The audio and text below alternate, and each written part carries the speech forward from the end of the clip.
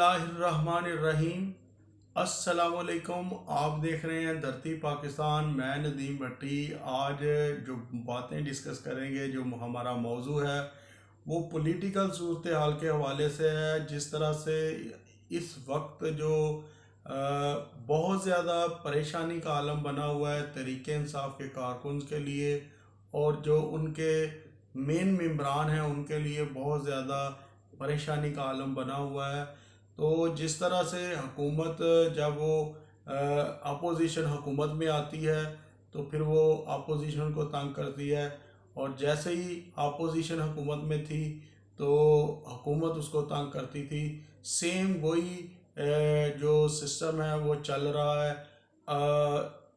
Tit for tat वाला जो जुमला है, मैं यहाँ पे कहना चाहूँगा कि जैसा करोगे वैसा भरोगे। जब इमरान खान की हुकूमत थी तो इसी तरह के नून लीग के जो कारकुन थे, उनके जो एमपीएस थे, एमएनएस थे, उन्हीं के घरों में इसी तरह से पुलिस को भिजवाया जाता था और वहाँ पे छापे मारे जाते थे, ताकि जो उनका जलसा है या कोई उनका लॉन्ग मार्च का प्रोग्राम है वो ज़्यादा जो है वो ना बढ़ सके, और अवाम का पावर शो जो है वो ज़्यादा मुनज़्ज़म तरीके से ज़्यादा पावर में जाके तो हुकूमत के लिए मसाइल पैदा ना कर सके। इसी तरह से नून लीग के साथ होता रहा है। अब अपोजिशन की हुकूमत आई है तो जो हुकूमत थी वो अपोजिशन में चले गई है, तो आज वो नून लीग वाले उस तरह से कर रहे हैं।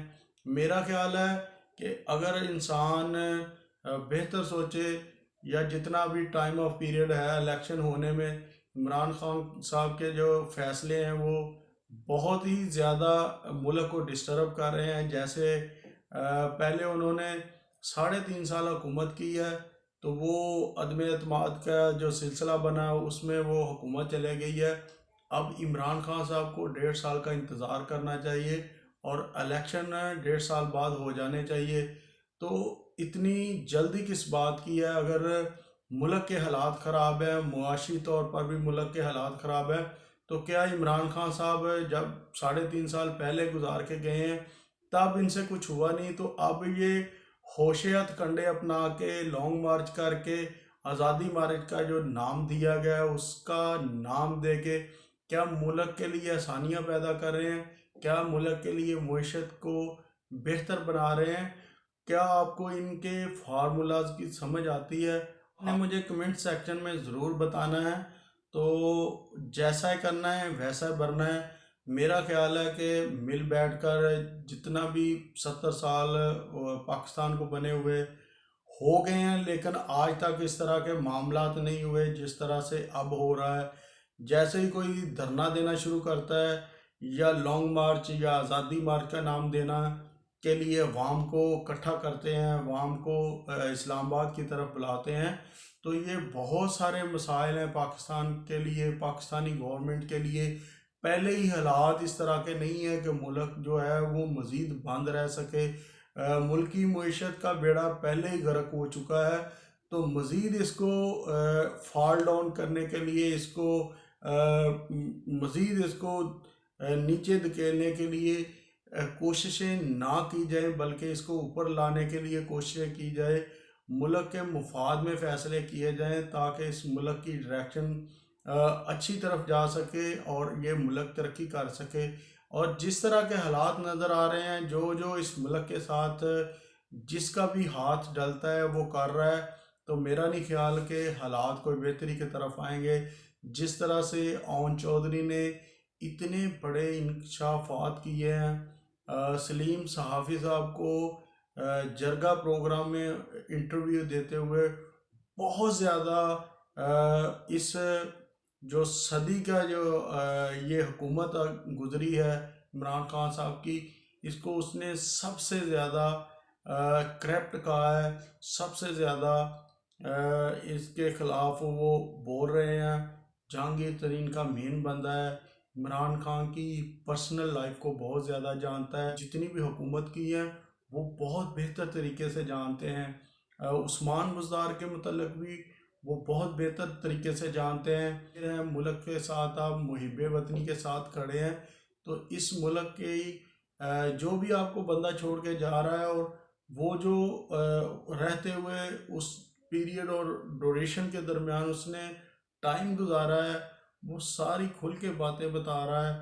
तो मेरा ख्याल है इमरान खान साहब, आपको पुराने साथियों को नहीं छोड़ना चाहिए, उनकी बात माननी चाहिए, गुरूर और तकब्बर वाला लहजा ख़त्म कर देना चाहिए।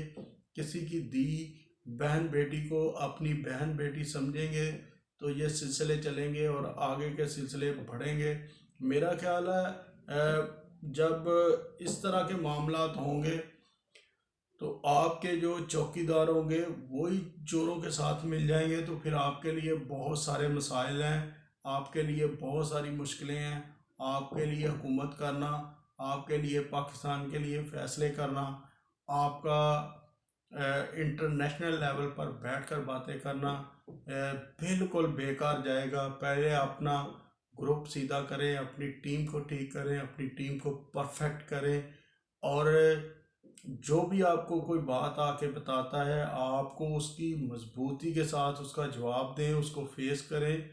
और आपके अंदर इतनी अकल और सेंस होनी चाहिए कि ये जो बंदा मेरे दूसरे के खिलाफ वर्गला रहा है, क्या ये इस बंदे की बात सही है, इसमें वज़न है, और ये मेरे साथ ऐसा क्यों कर रहा है, इसको क्या प्रॉब्लम है।